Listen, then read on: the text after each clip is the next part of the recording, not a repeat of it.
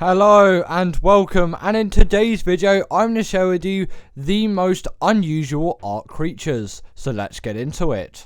In at number 10 is the Astrocetus, and this is one of those creatures which on the surface may not seem that unusual, but I really can't think of any other game which has a creature like the Astrocetus. And also, this was a very new thing to Ark as well. No space things had been done in Ark, and the fact that with Gen 1 we had a space biome, and then we had this hunking beast of a creature, it is definitely an unusual Ark tame, as in it isn't like most of the other creatures in Ark.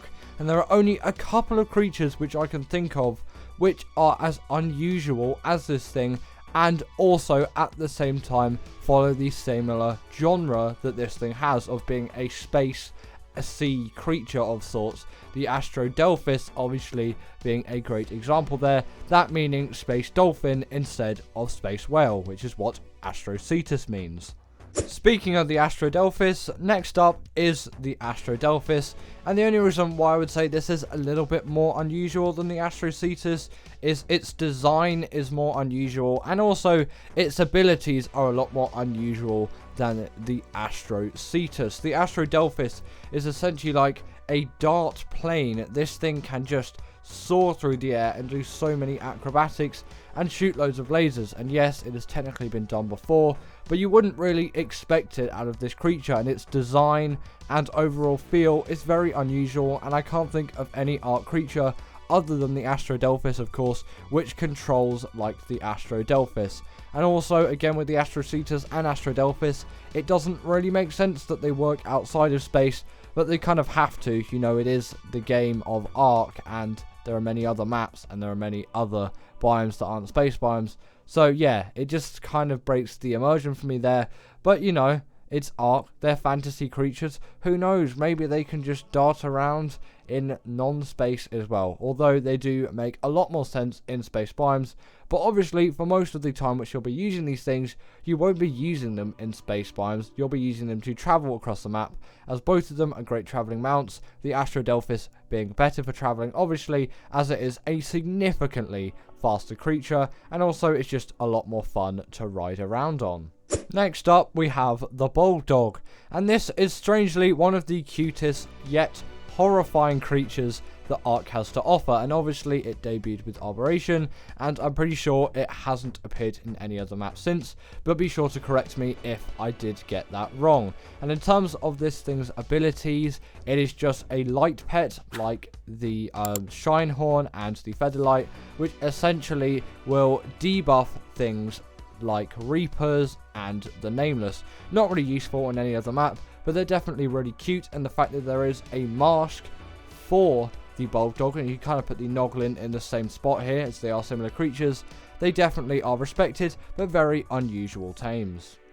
Now, I don't know what it is, but the Manag always seems really weird to me, and the Manag just seems like a creature which doesn't seem like any other Ark creature which I can think of in any way, shape or form.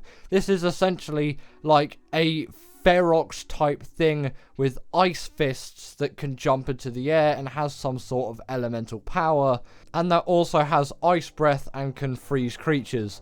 This is definitely an oddity and an unusual tame which hasn't been revisited since. There is no other Ark creature to this day which is like the Manag, and also the spelling for it is pretty unusual as well.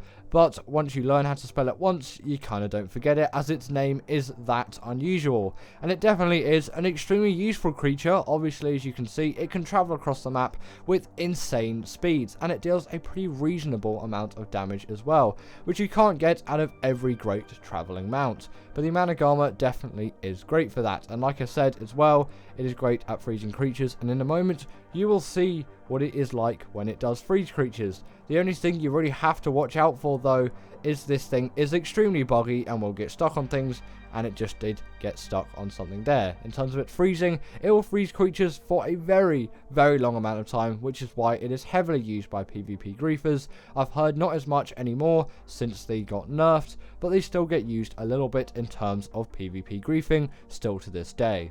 Now, the Rock Drake is pretty similar to the Manag armor in a lot of things, but I think it is slightly more unusual, partly because it did come first. Obviously, Arboration was the map that came up before Extinction, and also just the way that this creature is formed is a little bit more unusual. This is kind of like a somewhat T-Rexy chicken.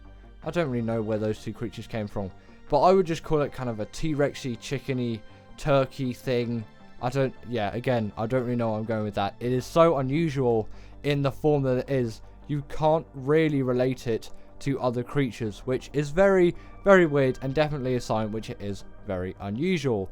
But its taming method isn't particularly one of the most unusual, like you would expect from this creature. It is the exact same as the Wyvern. You simply steal the egg from the Rock Drake nest, and then boom, once you've obviously incubated and raised up that creature, you have yourself a Rock Drake. And also they do come in a lot of colours as well, this pink being an example, which is actually quite weird for a lot of Ark creatures, as most creatures do follow a similar colour pattern, whereas the Rock Drake has a wealth of colours. And I actually kind of really like the tealy blue more than the colour which I've got here. I like a tealy blue, like a bluey green is what I kind of like on a Wyvern. Not a Wyvern, this is a Rock Drake. Why am I talking about Wyverns? In terms of Rock Drake colour, that is my preference. What is your Rock Drake colour? Comment in the comments down below. Don't know why I said comment too many times in a sentence, but comment in the comments down below.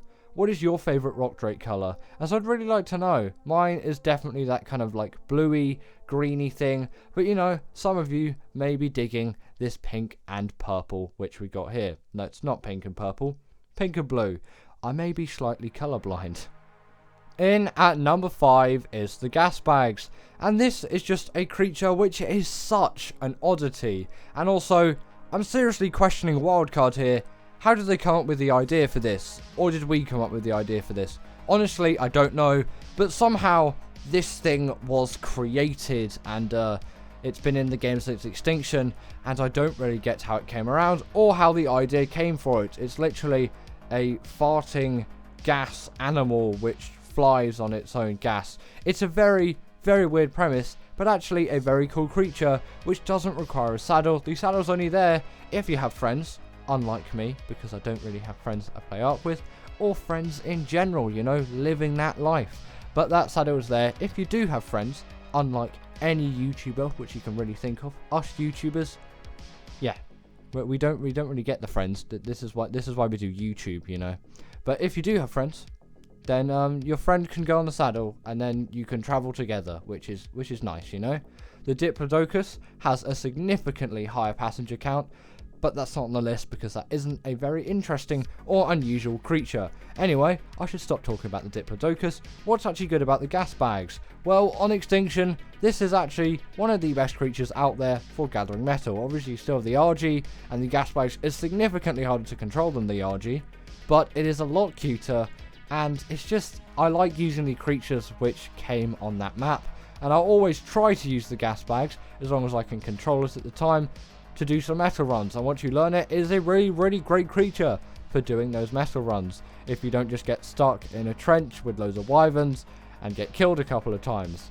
That happened because I forgot to enable creative mode, stupidly, for this B-roll.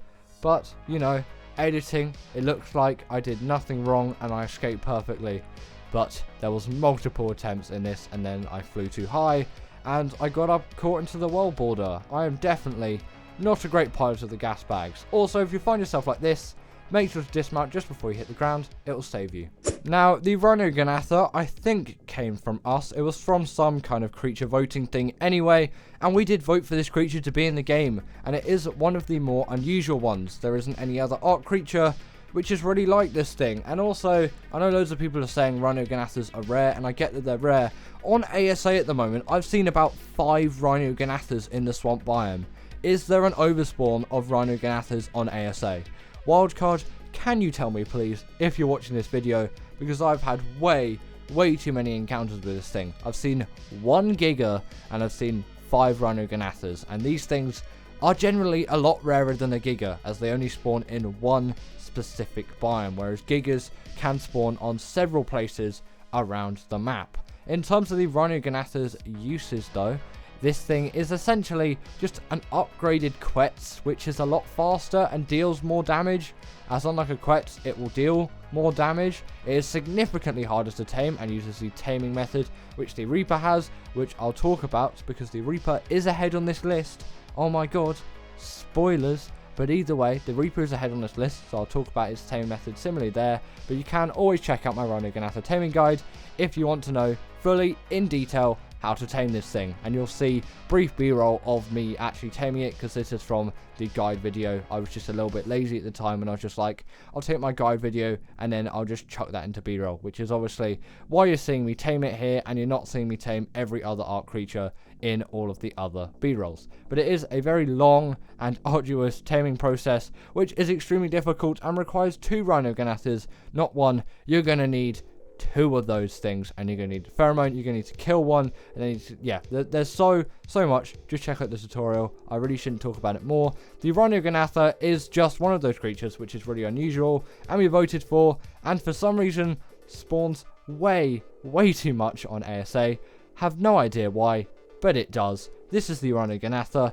It's one of Ark's most unusual tames. The spoiler is here, with the Reaper being in at number 3, and the Reaper is a even more unusual tame than the Rhino Ganatha, as obviously it came way before. The Rhino Ganatha is the most recent creature which has been added to Ark, apart from the Astrocetus. Don't know if that is in ASA at the moment, but I'm going to count that as the most recent Ark creature. Is that thing coming to Scorched Earth or the island? Either way, it might not be here yet, so don't take my word on that one. Not quite sure. That may be a Scorched Earth creature. Actually, thinking about it, that is a Scorched Earth creature. The Rhino Ganatha was the one for the island. Yes, the Rhino Ganatha is the latest creature of Ark at the moment. And the Reaper has obviously been in Ark for ages. It came out in Operation. That was way back in 2017. And this thing was such an oddity at the time, but it really fits into that map, and its taming method is one of the most unusual in the game. Essentially what you do is you'll get a Reaper Queen to a really low amount of health. You can use a trap for this, it will make it so much easier, and you can use light pets as well. Not for the other bit of the taming method though, as that won't work with a light pet. You can't have a light pet when this thing impregnates you when you go up to it after you put its health down. At least I'm pretty sure you can't. Don't anyway, as it may somewhat fail, as the Reapers really do not like light pets. But after you have been impregnated by the Reaper, obviously after you've damaged it and the impregnation has occurred, you just get a ton of XP, and then boom, you have yourself a Reaper. In at number 2 is the Blood Stalker, and this is just essentially a spider with, I don't think 8 eyes, but it may have 8 eyes, or it may have 12. Honestly, comment down below how many eyes the Bloodstalker has, as right now I don't know. I'm sure I could look up an image, but I know one of you out there knows the answer to this. Well, obviously you can tell why the Bloodstalker is so unusual. No other Ark creature is really like this, and you could say the Aranio is another kind of spidery thing, but that is just kind of like a normal spider. The Bloodstalker is like a vampire, blood-sucking Spider-Man thing with an obscene amount of eyes. It may be 8, it may be 12, I'm not quite sure. Make sure to let me know. I want to know how many eyes the Bloodstalker has, as I'm really not sure, as I have not seen one up close and personal for a while. But also, this thing's taming method is very much an oddity. Like no other Ark creature, apart from the Desmodus, obviously, off the top of my head, which I can think of, has the same taming method. You essentially get blood bags, which you will need to syringe out of your body, or you can obviously use the Desmodus to harvest them now, but originally you just had to use the blood syringe to get those, and then it will just eat those, and then you'll tame yourself a Bloodstalker, and you can feed it some creatures before to get 100% effectiveness. But honestly, I've never bothered with that, as I'm not going to do like insane things with this creature. Like, I'm not going to fight bosses with the Bloodstalker. I just want a good one.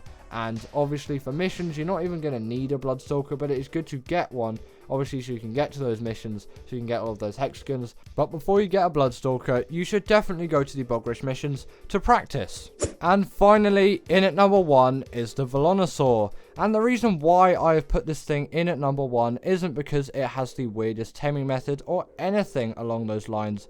It is just, there has never been any kind of creature like the Velonasaur apart from the Velonasaur. I can think of no other Ark creature like this tame. And albeit, yes, it does have one of the simplest taming methods out of all of the creatures on the list. It is just a very simple knockout tame.